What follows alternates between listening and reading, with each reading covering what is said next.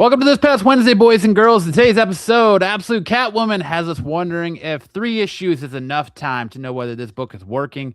Batman Bad Seed makes us question whether comic events are still fun or just homework. And Jubilee would really like everybody to stop treating her like Wolverine's sidekick. And Peter Parker is 1 issue away from a historic milestone and somehow still can't get out of his own damn way. But before we get into everything, we're going to go ahead and run through our pull list. But before we do that, I want to introduce myself. My name is Matt, also known as the Absolute Geek. And with me is my new co-host for this show. Go ahead and introduce yourself. Listen, my name Barbarian. Appreciate you, man. My name's Corbin. Combo Barbarian is the nickname here. Listen, I'm excited. Ready to talk comics, hang out with my buddy here, and just have some fun with the books of the week every Wednesday. Yeah, I'm absolutely looking forward to getting into this. And then before we jump into our fastest 3-minute segment, let's take a look at our poll list. And this is going to be all the books we picked up this week on our poll list. And Corbin, I will let you go ahead and go first. The spotlight is yours, sir. Show us what you picked up this week. Oh man. See, and of course I moved all my books. I guess I'll pull the first one I have right here. The book of the week for me, Batman Bad Seeds. The other ones, well, we're live, and of course I left them in the back room. I will label them. I will say them. Next time I will have them out. But Absolute Catwoman, Absolute Catwoman number 3. We did X-Men 36. Pictured here, just imagine it's on my side. Tomb of Apocalypse. And what was the last book that I did? Oh my goodness, and I can't think. Those were the ones I remember offhand. Oh, I went and got an old trade. Which ironically I actually have here as well. My books are all over the place. Old pickup, Batman, Second Night. It was on the 75% off scale. So that was my picks. Very nice. Very good pickups. We'll go ahead and big screen me here this week. My pickups on my pull list this week are Queen in Black, Venom Unchained number 2. Solid. I picked up ROM number 1. We got Terminal from Robert Kirkman, number 2. Hammer Fist, the new book by Rick Remender here, number 1 from Image. Pick that up. Of course, Absolute Catwoman. Good cover. Batman Bad Seeds. Yep.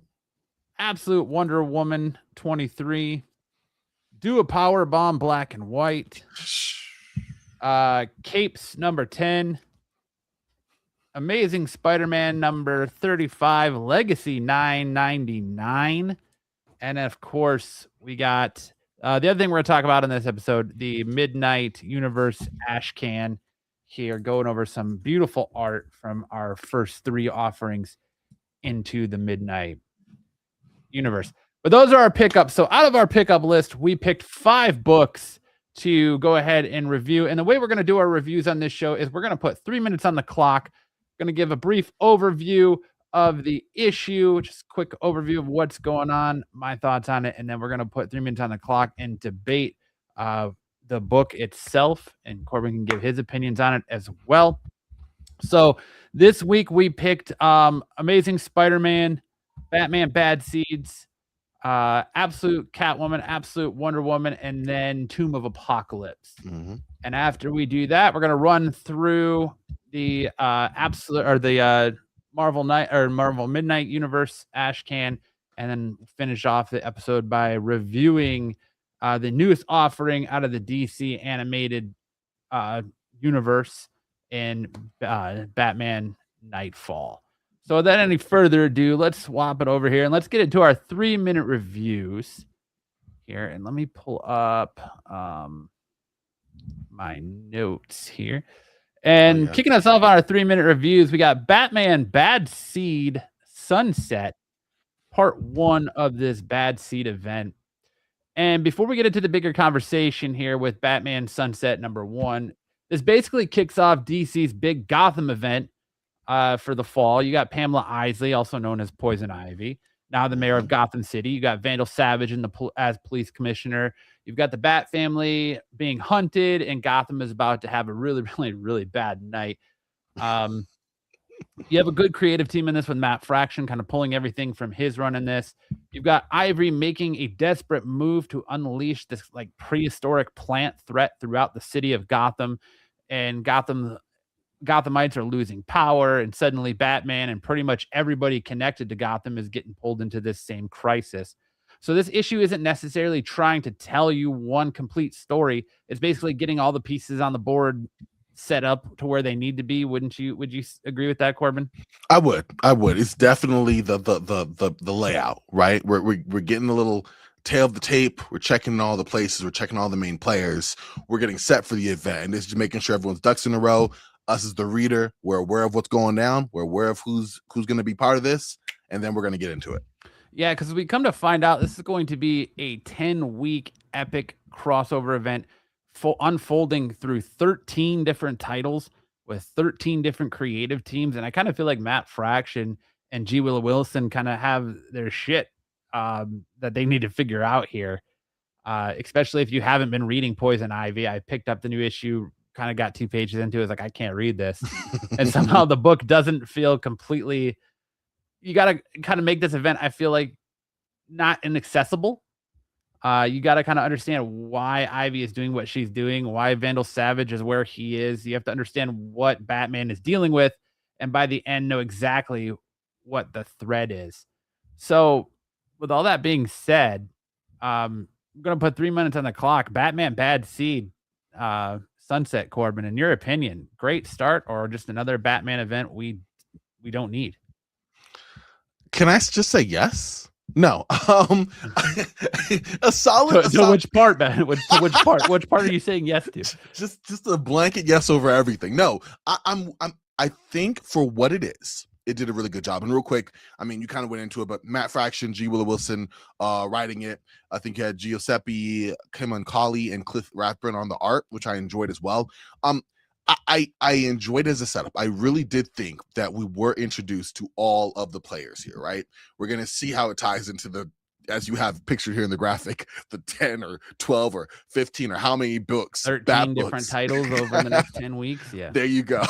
So we were able to kind of peek into each area, which I did enjoy as a reader, because it did show me, okay, this is how this event, how Poison Ivy's, takeover or whatever will impact the various hubs of Gotham, if you will. I enjoyed the kind of crescendo. It started, at 5:58 or whatever. I think it took us to like 7:15. I don't know, but set the stage on. All right, the night is now beginning. Sunset has fallen, and here we are in Gotham under like a real big issue. Now, this is where the issue is for me. I don't know, Matt. Like, this event seems rather. We talked about this a little bit before coming on live, but you have 13 books, you have 10 weeks, and this all takes place in one night. And I get that there is a lot of different branches, pardon the pun, where this story can go and impact different characters, whether it is Batman, Nightwing, Batgirl, Gotham PD, Gotham General, all of that. But is it that much? Like, is it that big a deal? Is there going to be that many wrinkles over a 12-hour period at max to really impact everyone in a way that we're not going to be reading books that are like kind of sauceless, if that makes sense? I am concerned about that. And also, I mean, maybe because I was just reading some back issues recently, it's been a few years since we had Poison Ivy as a member of a Batman event, but she was a member of the Fear State saga, if we remember that, where Queen Ivy and all of that was happening, and that was like forgettable, right? And so now she is the main player, and it's very much a similar storyline.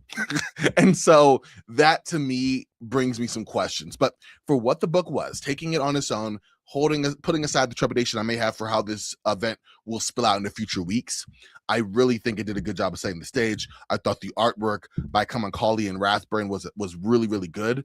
And I at least am hopefully optimistic or cautiously optimistic about what this event will look like. Yeah, I mean, I also kind of feel like my problem with this issue is that there are moments where this feels less than first chapter of a story and more like DC on going, okay, here's where everybody is before this crossover starts. I like the setup. I like the scale. I'm interested in seeing where this goes, but now you've got to actually deliver on this. And the big question is can they do this and deliver on it across 13 titles in 10 weeks with 13 different creative teams? You're gonna be putting characters all over the place, and not to mention make you care about what these other characters are doing too. Crossover, into this story to really make it Mm-hmm. impactful. And I think you've also got to deal with, sadly, absolute Batman here. So you're going to have people questioning, how does this differentiate, Yep. um, where we go here and separate itself from absolute Batman. You're good. 100%. 100%. And I think, like you said, that's going to be the it's indirectly competition, if you will, because we are looking at the book that comes out, on the off weeks or whatever as the seminal Batman event. It's okay. That book is hitting consistently. And Matt Fraction's Batman's been great, but this could be an event where it loses some ground if it does, run dry after what, 3 books in. Let's say we get past, October, or not back October, we get past September, and we're like, all right, is this over yet? What time are we on? 3 a.m. You know what I mean? Yeah, and I think to answer the question I have here, Bad Seed, great start, or another Batman event that we don't need. It's I think for me, it's a great start because it's setting up a good story. We're gonna see where Ivy goes, and this could quintessential be a great Ivy story that we haven't really seen in a long time. I couldn't remember the last really good Ivy story. Um, Yeah, we've had same. good Bane stories. We've got, really good Joker stories through the New 52 stuff, really good Riddler stories through the New 52 stuff. When was the last time we had a solid Ivy story? And that's what Batman Bad Seeds could end up being. It just, I think time will tell. It just worries me. 13 issues and 10, or 10 weeks, 13 different titles carrying the same book. Is how much is this Batman title going to cover everything, or are you really going to have to dive into all these other tie-ins to get the full scope of everything? Yeah, yeah, and that's what remains to be seen. I'm optimistic. I cautiously. I think looking at this book for what it is, it set it up pretty well. But again, those questions will be answered in the coming weeks, and we'll have to see, Matt. It's going to be really interesting. All right, that's it for Batman Bad Seed Sunset #1. Now we're going to turn our attention to Amazing Spider-Man 35, which is also your legacy numbering 999. And in this issue, it's basically Peter Parker trying to stay busy because he doesn't want to deal with what's happening in his personal life. Peter Parker at his finest, right? Aunt May has recently discovered that she is this biological son, Carmine Crane, which obviously completely screws with Peter Parker's head. Instead of talking to May about it, he does what Peter Parker does best. He avoids the problem and throws himself into being Spider-Man. He's working with damage control now. We check back in with the Symbi and the rest of his cohorts from space. And eventually Ghost Spider shows up in the middle of the city, completely unhinged and just destroying everything. And there's something clearly wrong with her. So that starts putting Peter at odds with damage control, as well as Miles and the rest of the Spider crew, because uh, he's been working with them and he wants to keep things copacetic with Gwen, and he cares for Gwen and all that. And the real punch comes in this book, though, at the end when Peter finally realizes he needs to stop avoiding Aunt May, and then gets that call that she's suffered a stroke. And I actually liked this issue quite a bit because it does feel like Spider-Man again. But Corbin, 3 minutes on the clock. I gotta ask you: is Peter Parker right to feel replaced? Because he's kind of dealing with this feeling of being replaced by Carmine now as Aunt May's son. Does Peter Parker really feel replaced? And how are you feeling about Amazing Spider-Man as of late? It's funny. I think there is a argument to be made that he does feel replaced, and I think having kind of the rug pulled out from under you with a big life-changing event like that would do that. So to answer that shortly, yeah, I think he has the right to do that. I think the bigger issue is, in some ways, I feel like he's replaced in his own book. I mean, in this Amazing Spider-Man book, you had Aunt May and that storyline. You had damage control that you had to deal with. You had Peter Parker's space friends that were there. You had Ghost Spider. You had so many different elements, and I thought that for what it was, that Kelly did a good job of going in and giving everyone their time. But that's a lot to have to pack into one book. And I think that's kind of emblematic of Peter Parker's stories in general. It's him and it's Spider-Man and his amazing friends, but it's more his amazing friends and Spider-Man, right? And also Aunt May and all the different things. So this book, it was okay. I thought the art was amazing. I think it was Francesco Manna did an amazing job And the colors were also done well. I'm trying to see who did the colors. David Curiel, good colors there as well. So the book popped. I thought from the small panel work to the much bigger splashes was great. But in general, as we get to the landmark issue, I kind of feel like the book's a big shrug to me. Yeah, I'm still not completely sold on the space characters hanging around and the ghost spider stuff. And it feels like we're only getting half the story right now. And they're trying to tie in stuff from the Spider University issue or ongoing that's going on. And the Peter and May material really works for me though. Because Peter isn't avoiding May because he doesn't care about her. He's avoiding her because he's scared, right? Yeah. He feels like Carmine shows up, it changes his place in her life because that's her legitimate son. And instead of being an adult and dealing with those feelings, he runs away from them in a typical Peter Parker Spider-Man fashion.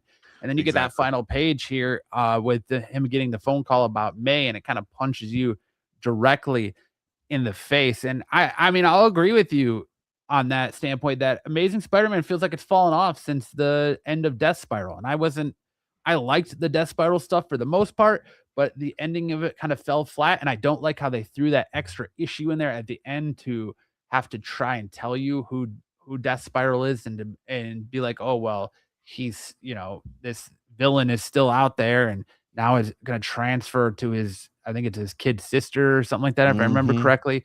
I feel like there was better stuff that could have been done with it. I don't know how much of that was Charles Soule being, kicked off I shouldn't say kicked off, but having the Eddie Brock Carnage book end so abruptly the way it did and then be thrown into Death Spiral, not being able to flesh things out. I don't know, but up to this point, we're heading into 1,000 issues of Amazing Spider-Man, and I feel like there's got to be some big status quo changes here. And I feel like as much as Joe Kelly's been doing great work on this book, I feel like it's time to replace him. And I wish with the great stuff that Scott Snyder is doing with Absolute Batman, I wish we could get him on Amazing Spider-Man. I couldn't tell you how great I think Scott Snyder would turn this Amazing Spider-Man stuff upside down. Yeah, just a fresh look, something to spice it up, going in a bold new direction that would get readers attracted. You know what I mean? Because right now it feels a little stale to me. Like it's not a bad book, but it's not a great book. It's not a get out of your seat book. It's like, all right, here we are. And I don't know. I think when you go to issue 1000, you want a bigger, more momentum. I don't know if this has quite the steam you want behind it going into such a landmark issue. Would you?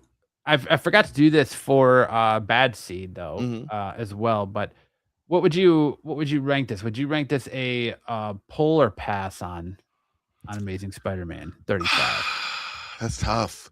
I mean, I guess some of this story is going to go into 1000, I imagine. So personally, I would pass. I would take my chances of the landmark issue being this big over the top story spectacular that will try to kind of, bring in some, hey, in case you missed it for the newer readers. I will just take my chance on this. This book was fine. The art was great. I don't know if it's not like Batman Bad Seeds, which I would take, where it's okay, I need to kind of know that story to kind of get on with the rest of this. I don't know if I do. So much going on anyway. Who knows what Spider-Man 1000 will pick up or drop, depending on, all the different threads they had here. So I would say pass, but it's on the cusp. If you did decide to pick it up, I don't hate you for that. I don't think it's on the margin for me. I mean, for me, this is a pull just because it is $9.99 and you're running into that 1,000th issue. And that's fair. I really think that the new villain, I can't think of the name right now, but the new villain they got coming to the Amazing Spider-Man, if you don't see it being this cousin of his that he's kind of got now, I don't know what to tell you, but it would be a pull for me. Even if I feel like Amazing Spider-Man has been hit or miss, depending on the issue. Really. But Bad Seeds, I would agree, is a pull just because it's the start of an event. It's a kickoff. You kind of want to be here from the beginning. It's good Batman stuff. So yeah, both of these would be pull for me. But I like it. I respect that for sure. All right. From the heels of Amazing Spider-Man 999, we now turn our attention to Absolute Catwoman number 3. And we got to talk about Absolute Catwoman number 3 and what's actually happening in this book. Great and this issue continues to build out Selina's world. We've got more with the Calicos, more with Cassandra Cain. We started digging deeper into everything surrounding the League of Yarn. and a lot is going on here, but at the same time, I still feel like the story is taking its sweet time getting to where it wants to go. Visually, this book is absolutely stunning and looks great. Mhm. I think the artist is Bangle. He's absolutely crushing it, and I like the version of Selena Kyle we get here. But my issue is that 3 issues in, I'm still wanting to know and waiting for the moment where this book really separates itself and makes me go, "Okay, this is why we need Absolute Catwoman." So that brings me to my question today. 3 issues in, Corbin, is Absolute Catwoman actually working? I hate to, be a Debbie Downer, Matt, but I don't think so. I, I don't think so. The tagline of the synopsis for the story, the first sentence, if you will, was "Old crew, new problems." And for this book, I would say old book, old problems. Like I asked you again before we went live, like I don't understand, and I had pretty high hopes going into Absolute Catwoman as a series in general, especially given her appearance in Absolute Batman. And you have Scott Snyder, who's on this with Shay Grayson. Like I thought this would be something else. It hasn't quite hit for me. It doesn't feel different. It doesn't feel, outside of her being a person of color and an immigrant. I'm not sure what is the big difference between Absolute Catwoman and the mainline Catwoman books, and so it just kind of feels the same in that end. And then when it comes to the storyline, it feels almost needlessly convoluted. There's so much going on, in terms of the Calicos and her, the ex, band that she had in the Calicos, and now it's present day, and she's kind of having strong ties to that, and there's big twists, and it just feels like a lot going on unnecessarily to kind of prop up a story with a character that feels anything but original. And so yeah, I'm not gonna lie. I love that Absolute Universe has been growing bigger and bigger. Again, we talked before we went live. It's almost 2 years, which is insane. We've gone in great directions. We've expanded to great books, but I don't know. And there's still 3 more issues to be to finish Catwoman's story here. I just don't know if every character of note needs a story in the Absolute Universe, and this would be Exhibit A for me to make my case. Yeah, I agree with you in a lot of that standpoint too. Is in a lot of ways these Absolute book works. Like you would think that like Absolute Green Arrow, you only saw him in the one shot. What was it? Was it the evil one shot? Yeah. You saw him and then you saw him get killed by Absolute Hawkman right away. So it was like, do you really we really need a Green Arrow? But the more that story plays out, the more I'm invested in it. Mm-hmm. There's other Absolute books that I was heavy on and have lost interest in Absolute Flash, Absolute Green Lantern, Mm-hmm. Absolute Martian Manhunter already came to an end. And then you get to Absolute Catwoman, and it's distinguished the difference to me. Like really how Scott Snyder's construct of this absolute universe is you're seeing these characters and what we know them taken and flipped on their heads. You get a Batman who's big and hulking, who hasn't uses the resources around him, has no money, none of the stuff that our traditional Batman has, doesn't have those same set of core values. But then we get it's like they just traded Catwoman for Bruce Wayne because she's rich, she's got her own cave, she's got all this tech, Yes. and I feel like to maybe I just have to go back and reread issue 1 and 2, but my place in this book kind of feels lost. Is this taking place after we see her in the pages of Absolute Batman? Is it taking place before we see her in the pages of Absolute Batman? Because there's times where the artist that's doing this is depicting her as being way younger than what we see her in the pages of Absolute Batman. So Mm. I feel like there's maybe it's just me. There's a hard like comparison of timelines set here, and really, where are we going with this character? And I agree. Like I liked the mystery behind her in the pages of Absolute Batman, but I think that's where we could have left her. I don't really feel like Scott Snyder has given us so much to this story now that it needs to be its own miniseries. But I guess, like you said, we got 3 issues left. We'll see what the big payoff is here. But I just don't see it. And as much as I want I wanna like it, I would say it's not bad, but I would say it's a pass for me. Mhm. Um, and really the only reason to pick it up is if you're invested in the story and you wanna keep it going because it is only, what, 6 issues? Um, Mhm. and or if you're have any interest, like, why we're getting a Cassandra Cain Absolute Universe one shot. Why couldn't this just been a oversized double issue one shot I'm story. with you. Yeah. And that'd have been fine. It probably would have been better off that way because it would have had to have been more streamlined, right? And been more direct. But I'm with you. I think ultimately too, you mentioned this too with the cat cave and everything going on. I feel like you basically, I guess that would be the twist if there was one, is well, not really, because Catwoman's always been pretty well off. You've basically given Batman's toys and cave to Catwoman. Right. She's always been pretty well off, but she's never had the same kind of like means to an end that Batman did with, money being his That superpower. is And in fair. this one, Yeah. she does. So you kind of taken away, in my mind, anyways, you've taken away all of her reason for doing what she's doing. And in this one, it's just because Hmm. she's trying to find her friend that went missing.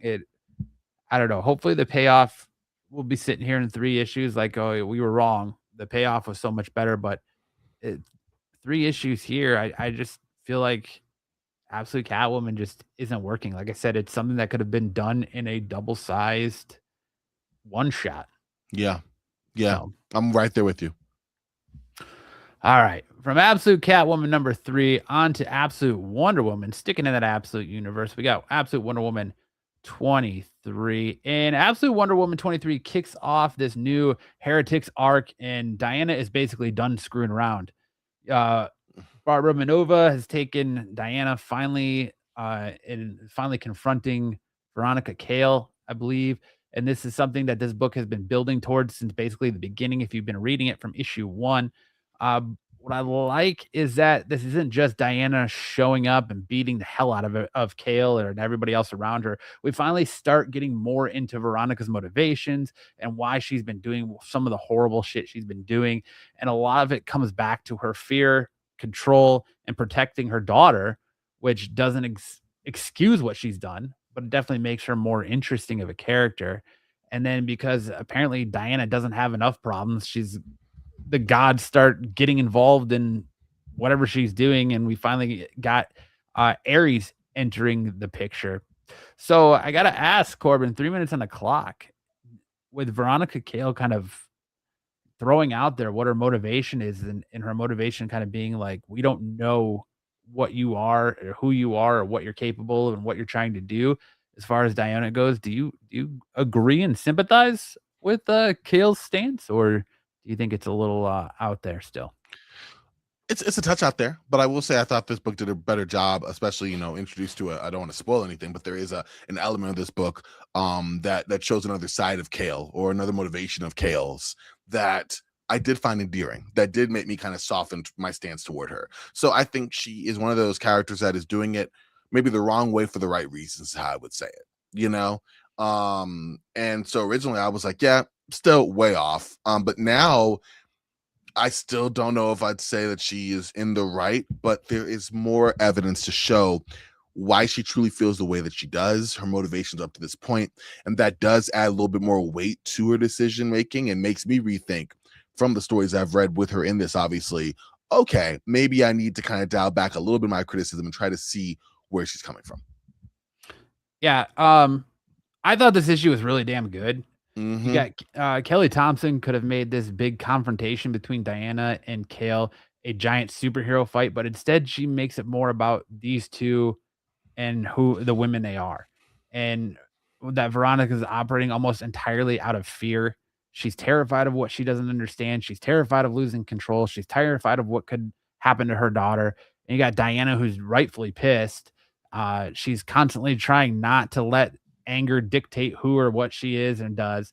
And you got the artwork in this book is absolutely selling, kills this book. Yeah. What Hayden Sherman or Sherman's, I think it's the artist. Hayden Sherman.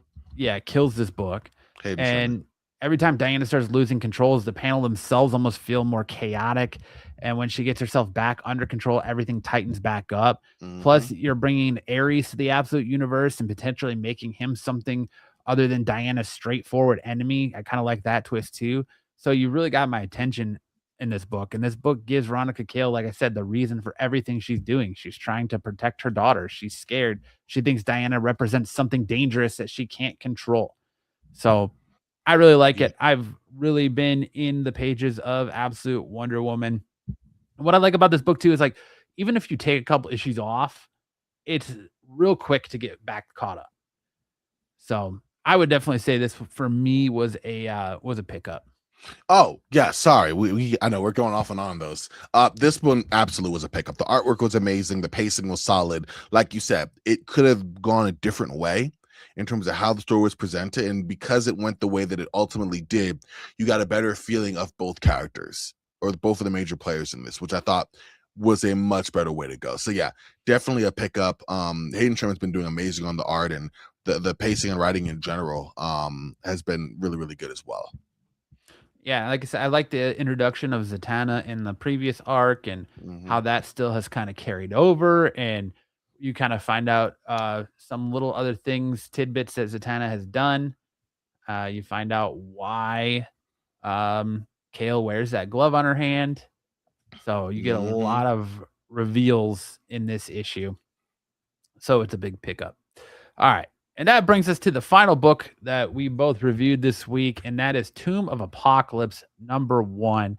And this issue starts basically with Jubilee getting stuck on babysitting duty, right? While Rogue and Hmm. Gambit head out, which already tells you where everybody still sees Jubilee in the X-Men hierarchy. But things change pretty quickly when this strange device shows up and uses Jubilee's powers to transport her and Wolverine into a situation connected directly to Apocalypse. Apocalypse is still off world, but he's watching everything that's happening. And for whatever reason, he's decided that Jubilee is the person he needs to accomplish whatever his overarching goal is. So Jubilee and Wolverine end up breaking into this hidden tomb, dealing with armed guards who apparently got there first and are trying to figure out what the hell Apocalypse actually wants for them. So this kind of kicks off this whole like Jubilee story where she's basically saying, "Nope, I can handle this on my own. Let's go." You've got her not wanting to be played second fiddle and Wolverine not looking at her like he's babysitting her anymore. And he still has that protective instinct towards her. So my big question is, a Tomb of Apocalypse, does this book do anything to change the fact that Marvel still treats Jubilee like a sidekick, Corbin? You can see it trying to, in the fact that it seems self-aware of that. It keeps bringing up, I don't know how many times, I'd say no less than 5 times does Jubilee bring up she's not a sidekick, she's not a babysitter, while being a sidekick and being a babysitter, right? But the way that I think the book does kind of continue going on, this is a team up book, yes, but we are getting it from more Jubilee's side. She is the primary character, the primary voice in this. And so I have hope that as this series continues, she is more of the dominant character in this story. In terms of not just being the POV, but also being her own, the identity of the team up between, I'm not spoiling it, it's her and Wolverine, like teaming up there, because there are a lot of other characters in play. Obviously, Apocalypse. Obviously, there's some surprise characters as well. So my hope is no. With that being said, let's say she is a main character in this team up. She's probably still a sidekick in Marvel's general books, right? And that would be Yeah. the issue. So on this one, I feel there's a promising start to maybe her being her own character. But I'm sorry, the book's called Tomb of Apocalypse, not Tomb of Jubilee. Right. So even with that, she's still playing second fiddle to someone. Yeah, I mean, my biggest thing is Jubilee has been around since 1989. She's fought Jeez. Sentinels. She's survived being depowered, becoming a vampire, becoming a mother. Krakoa, decade. She's got decades of experience, and yet writers still fall back on this. Oh, Jubilee, she's the young X-Men who hangs around Wolverine, who we first introduced at the mall. And you got to kind of wonder, at what point does Jubilee get to stop having to prove herself? Because this woman has been an X-Men longer than some readers have been alive. And somehow Mm-hmm. everybody still treats her like she's just walking out of the mall, like I said, in 1992.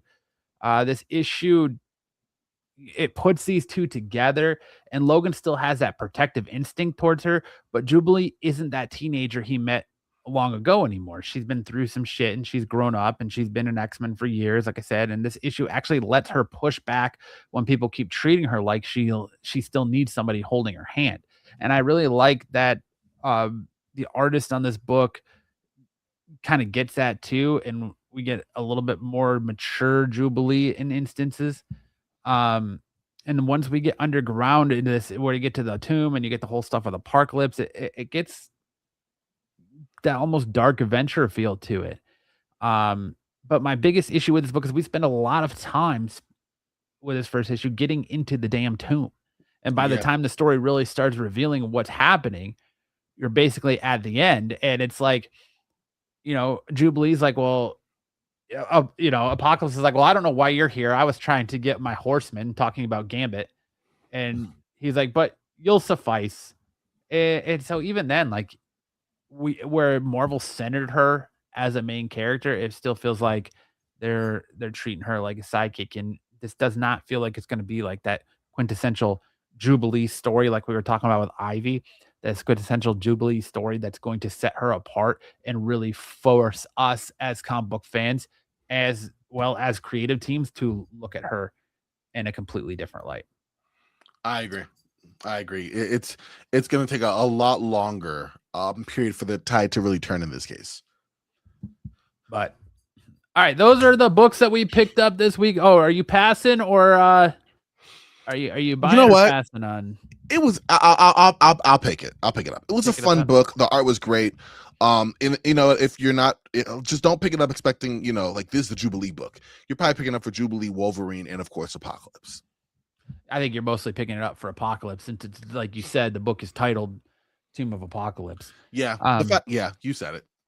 But with that being said, we're going to turn our attention to Marvel's big sensation, or at least what they hope is going to be the next big sensation, because let's be facing it, Marvel is in trouble. And I don't necessarily know that turning to an editor that's responsible for very, very an era of Marvel comics that still is not looked on as great, where we got Brand New Day, Spider Island, some of that Dan Slott era of Spider-Man. I don't necessarily know that turning to an editor that is from that era is a big pull or something to hang your head on, but I guess time will tell.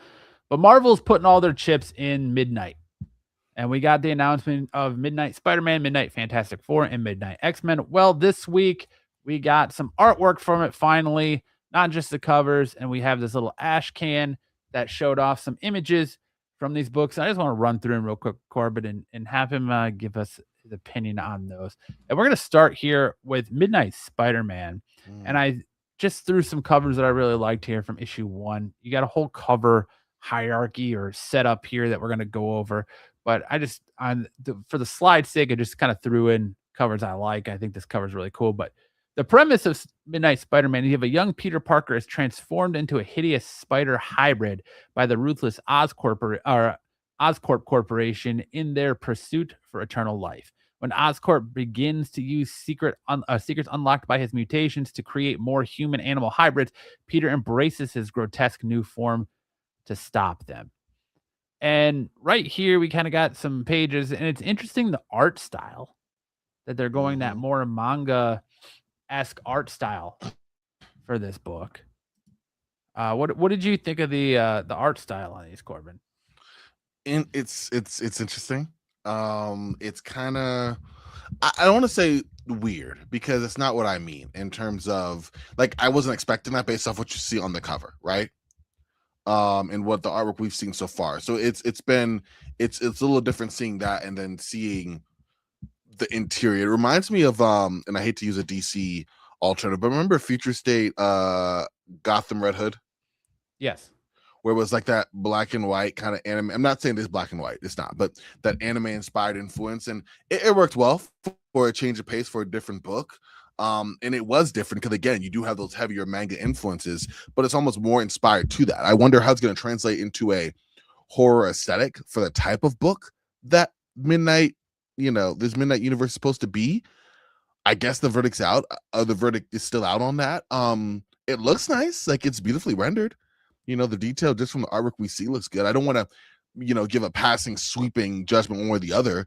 I have questions. Again, because I just want to know if it's going to be as visceral as we've been led to believe this book will be, as shocking in that type of style.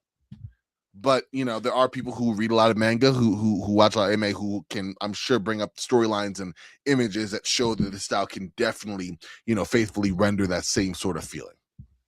Yeah, it's a different, definitely interesting art style to bring to a Spider-Man book, but you can already see right off the bat here the differences we have. It's very much origin. You have a younger Peter Parker in his room, still very much the Peter Parker we know, with pictures of Einstein and Tesla on his wall, and things like that. He's a very messy teenager, but Uncle Ben is still alive here as we see an interaction between Peter and Uncle Ben here in the first couple pages. And as Uncle Ben is giving Peter a ride, you still see he's that very generous old man as he's handing some money over to this homeless guy. But then you kind of get into here and we get that shot of the Oscorp building, which is a very interesting building, although it almost looks like a PlayStation 5. It literally looks like a It really PlayStation 5. does. That's the model. Um, which is Oscorp, and then you get kind of the inside of it. You see what I'm assuming is Aunt May there with Peter Parker younger, but then we kind of get a little bit of the grotesque side of it here, the body horror aspect of it, with the bodies decaying here, and kind of see that spider come in and almost like enter Peter Parker and then rip him out and then start ripping him apart.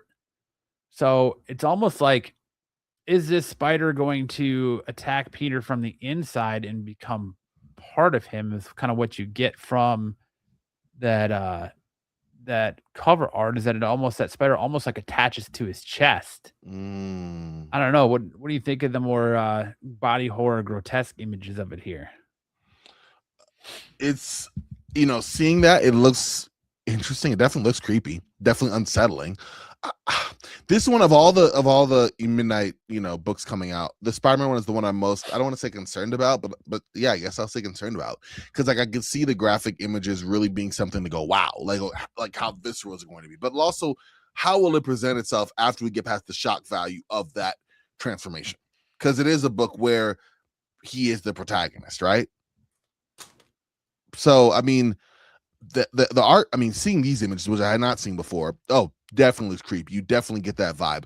It is going to be colored, right? Or am I just No, yeah, it's going to be colored. Only the ash can was the ash black and can white. was black? So Okay, all these scans are right from the ash can. okay, that's why. Which I haven't grabbed yet, so that explains it all. So that when it's colored, I think it'll have a different pop to it as well.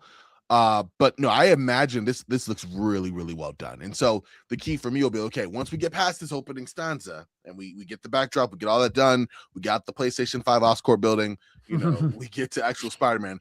What does it look from that point on?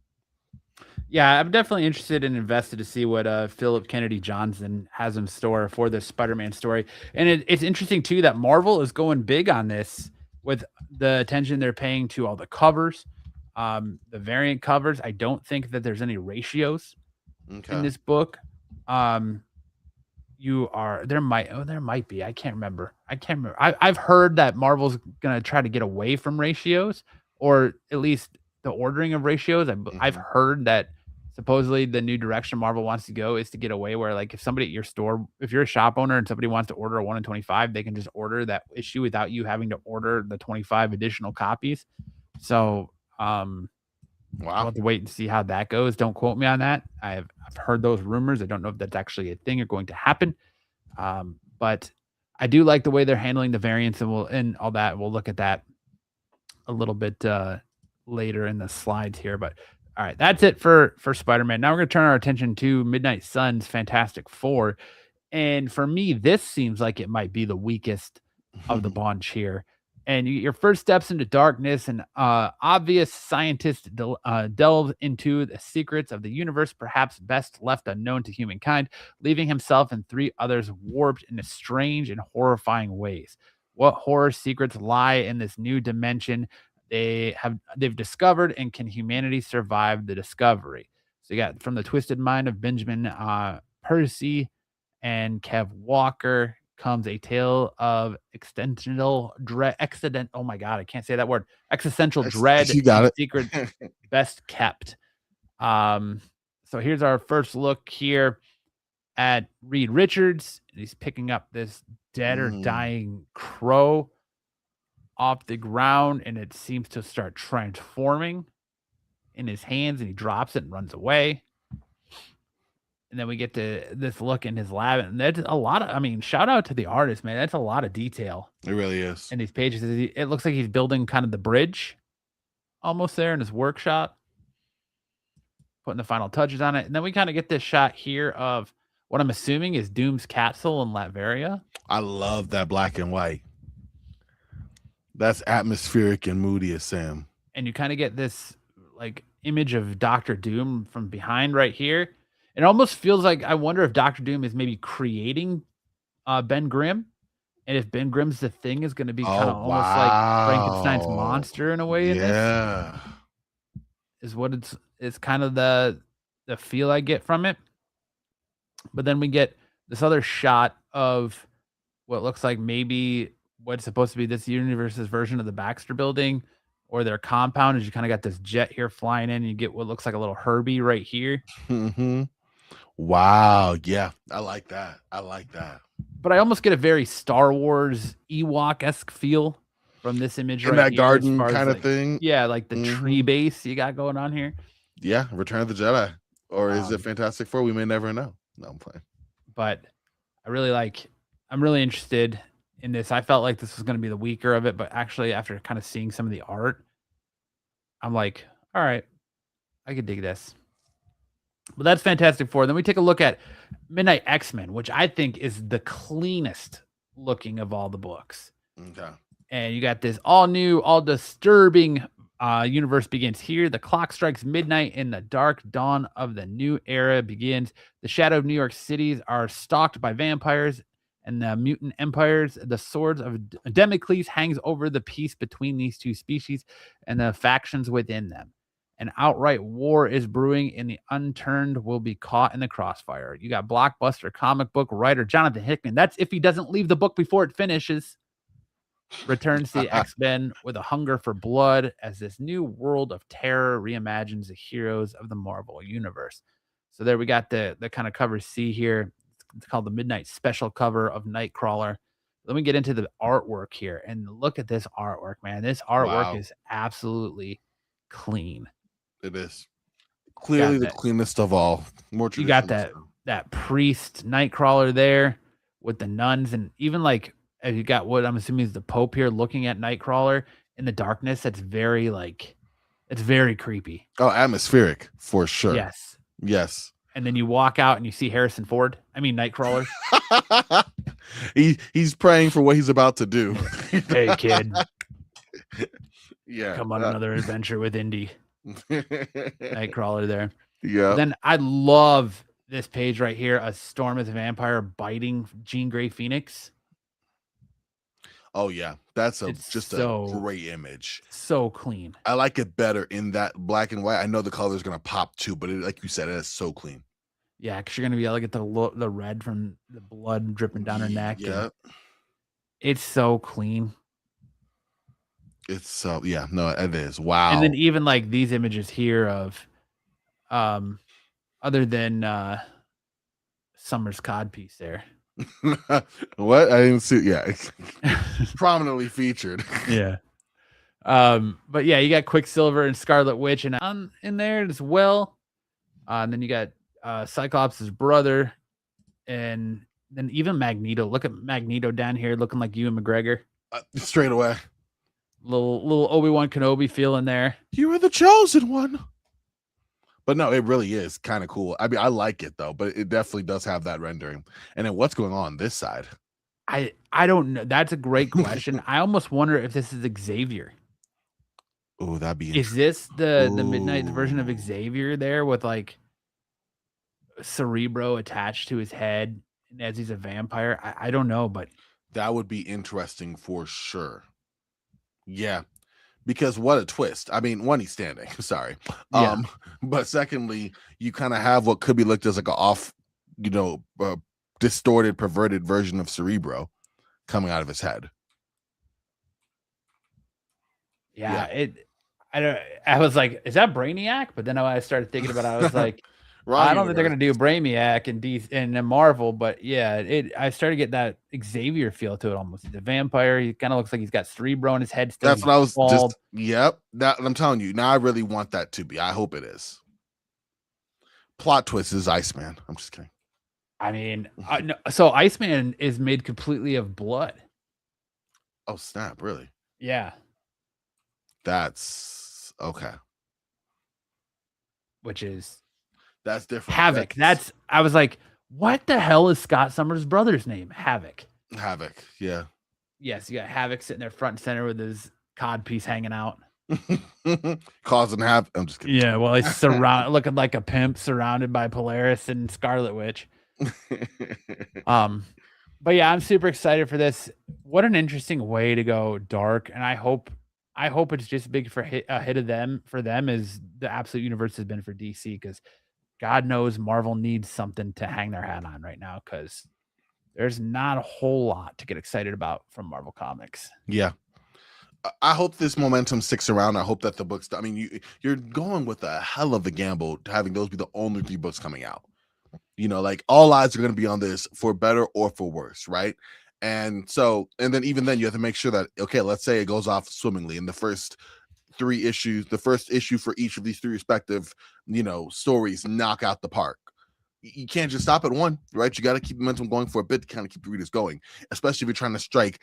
And we've seen the Midnight Universe draw so many comparisons to Absolute Universe. I've not been wanting to do that to kind of give it a chance to be on its own, but I think it feels as clear as night that that's where it's going to go. And if so, there's a lot of pressure. There's a lot of pressure there because those books caught fire and extend. Even now, we're almost 2 years in and saying, okay, maybe some Absolute books shouldn't be happening. But again, that's 2 years in. We don't be saying that about Midnight Universe 6 months in.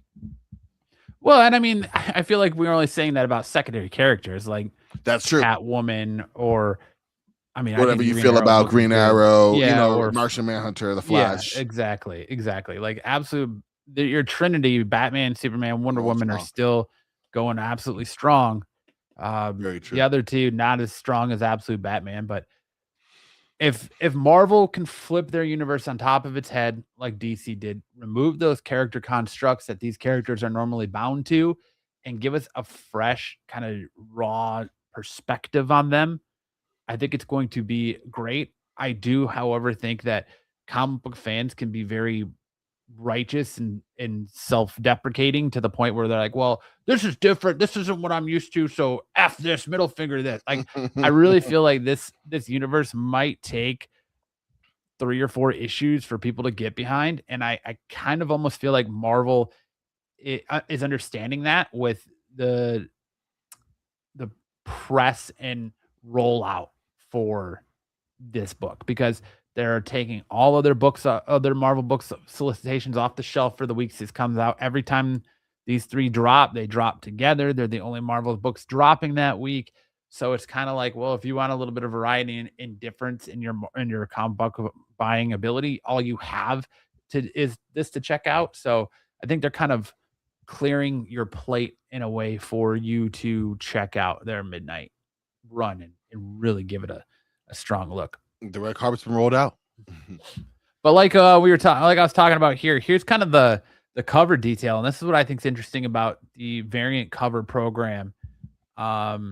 It says, while the stories found inside the Midnight series are promising to be unpredictable, Marvel is making it easier than ever before for fans to pick out the covers of their choice with their ongoing variant cover program.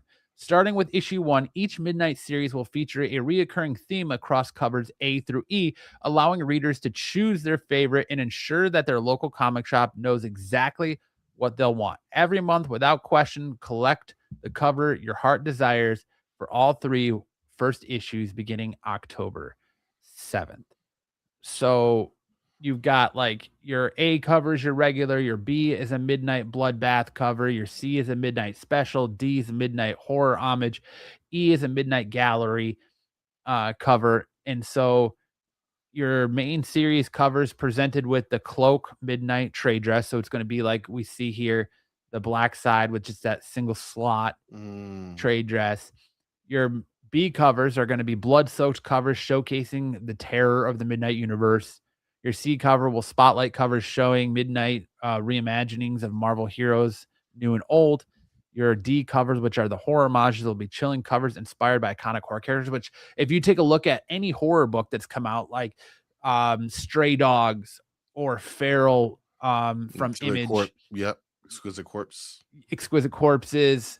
Not so much Exquisite Corpses, but you get those horror book homages. You get like the like the Silence of the Lambs homage that were really, really hot. And I think that's where Marvel's going, and I think those are going to be the hot covers in a lot of ways from Marvel's too. So then you got your Midnight Gallery, which is prestige painted covers of the Midnight Universe. So like here's your A cover here for Fantastic Four, and then you got your B cover here by Ryan Stegman, which is your Bloodbath variant to kind of give you an option or an idea of what those are going to look like. Then you got your cover C, Your which is Clayface the homage. special, Just kidding. yeah, which is like the almost, yeah, right, which is Yeah. like your special Midnight Specialty variant. Then you got your Fantastic Four D cover, which is your horror homage cover, which is this is the Thing. The It's Thing, homaging the Thing. yes. And then you got your Midnight Fantastic Four gallery variant, which is your painted cover, and this Ji Hung Lee Invisible Woman, which how cool is that he incorporated like the skeleton and The her organs and so much great detail in that cover. Well done. So I'm absolutely all in on this universe. You're gonna at least pick up all 3 of the first issues, right? Got to. Yeah. 100%. So October 7th can't come fast enough for me and my comic book buying abilities, but that's all I gotta say on that. There we go. All right. That's it for our comic book stuff. Now we're gonna do our this past Wednesday media spotlight. And this is where if we have something we want to talk about, whether it's a TV show, movie, something else we want to review, this is our dedicated time to talk about that. And Corbin was so excited when this dropped yesterday that he started blowing up my inbox, voice message after voice message after voice message about how he wanted to talk about this.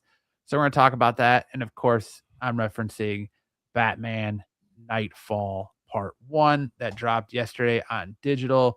Corbin, do you want to give people a little bit of a backstory on Batman Nightfall if they're not familiar with the comic book story, and kind of tell us what Nightfall is all about? Yeah, for sure. This comic series was between 93 to 94, took a whole year. And this was introducing Bane as a villain for Batman. And you are getting a Batman who is still kind of recovering. You have Tim Drake, but he's still kind of reeling. It's been 5 years, but still reeling from the loss of Jason Todd.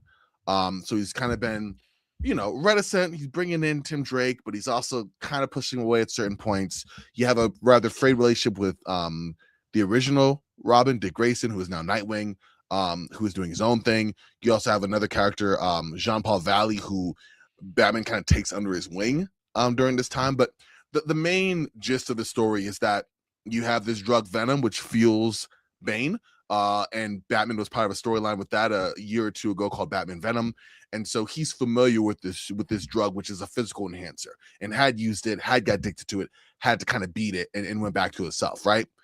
Bane comes into Gotham. He's the new big player. And the way that he, makes his mark, he's trying to take over Gotham. He's like, the city is mine. Batman, you've not really done the best job. I'm not trying to say I would do a better job, but like, I don't think you should be the person in charge of Gotham.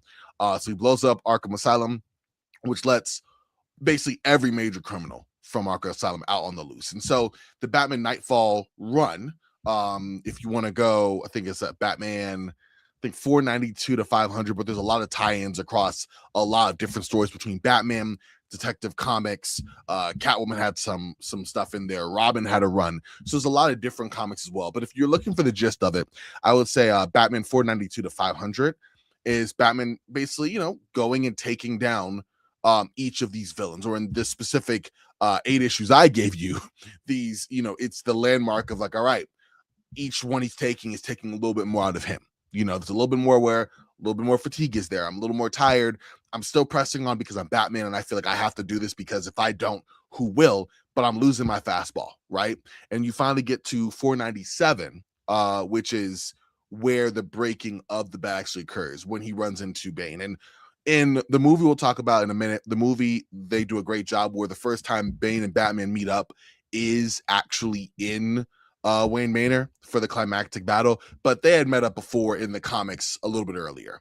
The final battle, though, was the one where, of course, we see the image that is on the screen there of Bane just taking Batman out of commission.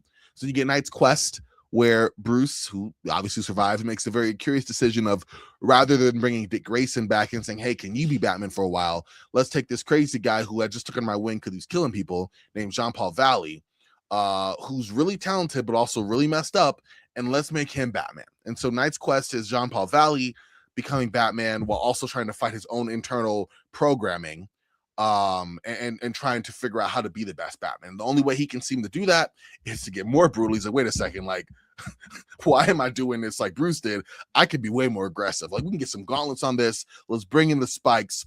I could bring bulletproof armor. Why I got a duck? Like, let me just take it. Let's get the flamethrowers in there. Like, each villain that he encounters, he gets more and more brutal, and he also gets more and more armored up. And then you have Knight's End. And so, real quick, Knight's Quest, you could say, was like 501 to 508, but there's also some Catwoman crossovers. There's some Shadow of the Bat crossovers. The main gist is 501 to 508. And then Knight's End is 509 and 510. That's where Bruce, who's been in other spin-off comics, training, getting his body right, getting his mind right with Alfred and the doctor they were working with, Sandra Kingsolver. Now he's back. He's ready to reclaim the mantle of the Batman. And John Paul Valley's like, nah, I've been doing this, and I'm kind of doing it better. I don't want to give it up. And so that's where they have their clash. So it's a lot. It's a lot of reading, a lot of storytelling. You had some really great creators on this run.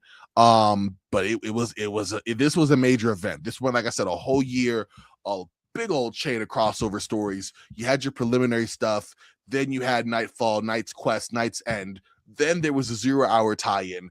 Then Prodigal, when Batman basically takes over the mantle, and then he goes, actually, just kidding, Dick, now you take over. It's a lot going on. So that's the gist of it, Matt. That's the gist of it. This is the first storyline that I read growing up. I mean, it came out a few years before I was born, like maybe a year or two, but obviously, like, when I'm 8 or 9, it was just getting out, like, in full trades and everything. I think one of the first ones I owned was this first omnibus of the beginning of Nightfall. Yeah, it's a great rundown and great recap of Nightfall. And if you haven't checked it out yet, make sure to look at Corbin's video and video review he did on Nightfall. I think he does a fantastic job recapping everything, and very informative and knowledgeable. But all right, I want to hear it right from your mouth. You wanted to know what I thought of Nightfall. What did you think of Nightfall? So I watched it twice. The first time I loved it. Like, I was a big fan. First, it was so cool to see the classic Kelly Jones design, the 90s aesthetic, the coloring of the grunge and the grime, and seeing the Batmobile in all its retro 90s glory, and seeing it was just a callback to me of a different time as a comic reader, right? And I just enjoyed it immensely. I did have a thought, like my initial thought when I first bought it and saw the time, I was like, an hour and 15? Like, that's it? Because, again, if you're going to do 3 movies, I was thinking each movie be close to 2 hours, because, again, each one is pretty bloated with all the stuff that went down. Whether we are talking about Batman methodically taking down all these villains and getting more and more wore down in the process, or we are talking about Jean Paul Valley and his becoming Batman, the whole journey there, or in Knight's End, where Jean Paul Valley's descent into madness and Batman rearing up to go against him. There's a lot of storytelling in all 3 bits. And so for an hour and 16, I thought it was going to be kind of truncated, and I was kind of worried about it. And I think at the end, it was kind of truncated. And there was moments where I was worried, but I thought they did a good enough job with the time that they either had or decided to have to tell the story. And so I thought across the board, it was really, really good. We got a feel for Bane. I thought Michael Mando did an amazing job as the voice of Bane. You felt that presence. You felt that authority. Every time he was on, had a scene, he stole it, right? As he go from playing Scorpion to Bane. And 2 different yes, what a move, what a power move, for real. Anson Mount was Batman. I thought he did a great job. I really liked his distinction between Batman, a more weary, tired Batman, and a Bruce Wayne as well. And then also, because they're the same man, a more tired Bruce Wayne as the movie went on. I enjoyed that. I thought Tim Drake, Robin, was the star of the show. He was the unsung hero, because they really, first seeing his retro design was great, but seeing him use his detective skills, seeing him be the same headstrong person he was back in the comics back then, but also making moves that remind you that he is a kid, was really, really cool. And ultimately, I thought they handled there was maybe more telling than showing how tired Batman was, but we did get to see some montages.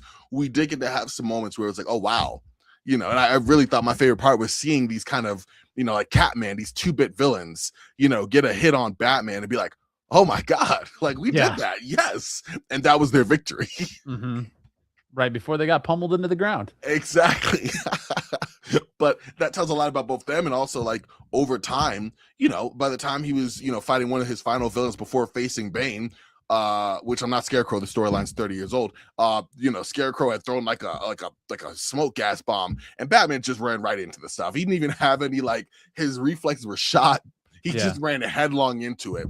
And I think they did a good job with the time they had of showing, okay, we are seeing the breaking down of this Batman right before absolute Bane comes in at the end and does what he does.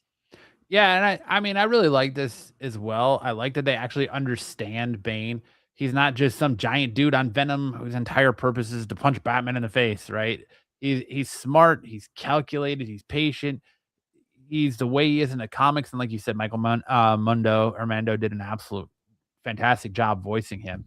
You understand why this guy is legitimately dangerous to Batman. Yeah. I like Anson Mount of Batman. When I first saw the trailer, I wasn't sold on the voice, but watching it, I was like, all right, as it progressed, it got better because, like you said, you actually hear Bruce getting more and more exhausted as the movie goes on. The more and more fights he's doing, the longer he's been up, you actually hear that, and I think Anson did a great job vocally depicting that. And it's important because the entire point of Bane's plan, he just doesn't want Batman. He wants to completely wear him down first before they have that first interaction. Uh, the movie is way more violent than what I was expecting than you probably normally get from an animated movie. Um, this thing earns that R rating in a really heavy way, especially when Batman's beating up all these thugs and, breaking their arms, or Bane slice, dudes or Zaz is slicing throats and, Yeah. things Azrael. Azrael in the beginning. I did find that little part to be a little bit jarring for me, is that you start in that, the docks with Azrael and Batman and kind of having their first interaction. And then you go right into like, oh, well, you're skipping forward to, okay, now Azrael is somehow being trained by Batman and Alfred and all that, and in the cave, but it is what it is. I will say, no, I'm with you.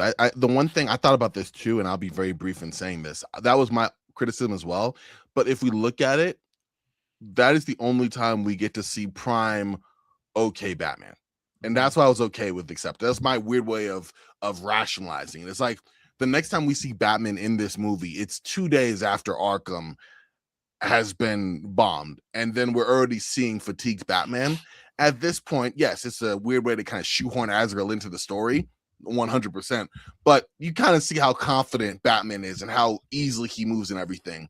And that's the only time we're going to see prime Batman in that movie. So I guess that was the way I was okay with it, if that makes sense. And it was an interesting choice too, I think, at the beginning to have Batman chasing around the shadows while Azrael is sitting here just dispatching all these thugs, and he's not really trying to get involved yet.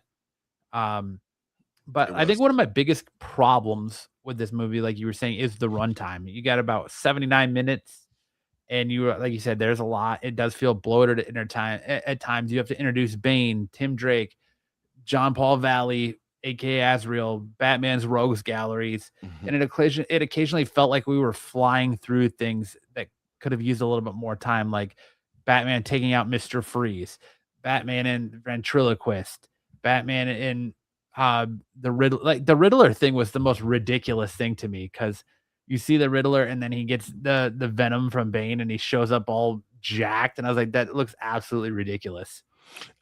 You did. I actually went back and read the comic last night because I was like, did he look that bad in the comics when it happened? Yes, but also it was ridiculous then too. So you're right. Yeah. I'm 100% with you on that. But I mean, overall, I really enjoyed it, and it did a really good job of being true to the source material.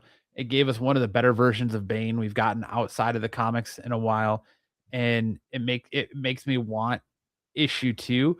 But my only thing here is, if they're gonna make Bane that massive when he juices up, how big is he gonna be in the absolute Batman the animated series? Because they're gonna have to outdo that. Like, Batman better look like an ant, because he was already looked like a little person when Bane juiced up in this one. Batman better look like a freaking ant. in absolute Batman the animated series. Yeah, they have to find a. I mean, the only way I could think about it in the absolute series they do is that Batman is so much bigger in that than this Batman is in this. That like I would say this Batman was probably like 5'11", 6 feet, where like absolute Batman's gonna be what 6'6", 6'7". So like you could still make it where Batman is bigger than normal and absolute Bane is just that much bigger and still put it up to scale. But I'm with you. It was, I mean, when we saw, Bane like juice up at the beginning, I knew it was bad when you saw Batman, giving the best he had and getting nothing, right? But then when Bane literally had to like power his way through the cave entrance, like he was so much bigger than the normal entrance for a person, I was like, oh yeah, like this man has no chance. The only reason why Azrael's gonna have a chance because he's gonna have like weapons out of his butt, just like to go to war with. But yeah, it's gonna be crazy. Well, like the funny part to me is too, is like you have Bane and he's just absolutely mollywhopping Bruce. He's just absolutely cleaning the floor with Bruce. And I was like, you're gonna tell me that Tim Drake put up a better fight against Bane? Granted, Bane wasn't juiced up yet, but Tim Drake put up a better fight against Bane than Batman is right now. I have a theory on that. I agree with you. I think Bane wasn't going super hard on Tim. I think Bane underestimated Tim for sure. Because both times Bane's like, yeah, imagine what Batman's gonna be like when he sees you dead. Like that was kind of his thing. And when you saw him with Batman, it was a totally different energy. It was like, come on, dude, like let's go. You know what I mean? Like he wasn't trying to like. It was almost like he was trying to put the fear in him to make him run back to Daddy, to run and get Daddy, and then Bane was gonna whoop Daddy's ass in front of his son. Like yeah, that's definitely what it felt like. It was like he's playing with his food with Robin. He was not playing with his food with Batman at all. And I think what I also thought was interesting is that Robin Bane fight, and it didn't actually happen in the comics, if I remember. I think it was just Batman and Bane's first confrontation. But the way they kind of took that out, replaced it with Robin, and did that initially, set the stage for this so much better, in my opinion. Yeah, and I liked because this was one of I was in elementary school when this happened, and this was like the most talked about thing when it hit comic book shit. Dude, did you see that Bane broke Batman's back? Wild. Bane, yeah. Batman has a broken back. Bane took out Batman. Like when this storyline was hitting, it was the talk amongst comic book fans when I was a kid. And I feel like they captured that perfectly in this movie. Like just that fear in Batman's eyes when Bane picks him up and breaks his back. Like you get it displayed perfectly, just like this iconic cover to 497. He picks Bruce up and bends him over his knee, and you hear that sickening crack. Yes. The one thing that I was like, yo, are we serious right now? That's some real comic book shit right there. Is when he's on the rooftop and he chucks Bruce off and he lands on the spotlight. I was like, all right, that's super because that would have killed you. Already got a broken back. That's gonna kill you. You're done. Yeah, you're done. Another thing ripped from the comics. I loved it, but you said it exactly. And then your hamburger. Yeah, you've got Jim Gordon looking like he just found his way into some Ozempic. Is like, all right, light him up, and they're like, straight up got stormtrooper aim where they're barely hitting him, and like one shot grazes him, and then one shot hits Bane in the chest, and he just tanks it and then walks away. Oh, that was sick. That was a badass moment for Bane. But I'm with you. This is the second time that in this movie that the Gotham PD looked like stormtroopers when they were just shooting at the ice sculpture that Mr. Freeze was making. I was like, y'all are useless. Like, just pew pew pew pew. Yeah, but it was such a good movie. It was, and I'm excited for part 2 and part 3. It was really good. I'd probably give it. I gotta be careful because I don't want to go. Get too excited. I don't want to give it a Miss Marvel rate or a Captain Marvel rating here, but I think it's like an 8.1 out of 10 for me. It was solid. It was a good return to form for DC animation. Yeah, if only they could get their mainline movies under wraps, we would be smooth sailing. But the texture, the fluidity, so good. I also, the first time I'd probably give like a 9 out of 10. The second watch I definitely am going to be an 8, just because again that runtime and moments did not do it justice, but it was so good. Like, yeah, it was very over bloated. Like I feel like there was times where they could have let things just kind of breathe a little bit with some of these villains. And they, especially like when Batman's fighting ventriloquist or when he's fighting Freeze, you could have got a little bit more there. Like I feel like the longest fight the two longest fights he got were Scarecrow and were probably Scarecrow and Zaz. Because he didn't even get that much time with the venomed up Riddler. No, he didn't. No, it was very brief, and then Riddler was gone. I think you're right. Scarecrow and Zaz were the best, and that was again there was more of an emotional element there, right? And then I actually did like I like the Mr. Freeze and Firefly too because it gave us a very quick, brief look at their design. I like seeing that Mr. Freeze design. That design was amazing to me. Oh, and like you said, Catman, when he scratches him, and he's like, "I landed a hit on Batman, yeah." And then Yeah, Batman started whooping his just ass. volley exactly. Yeah. It was sick. I really enjoyed it. Yeah, it was super good. I would definitely recommend checking it out. I think your initial reaction oversold it a little bit. But I think fair. I definitely am on board with your more reserved kind of toned down reaction on it. It was good. And like we were talking before the show, like I don't think you can compare. You said you've heard people say, "Oh, well, this is a great Batman movie. It's right up there."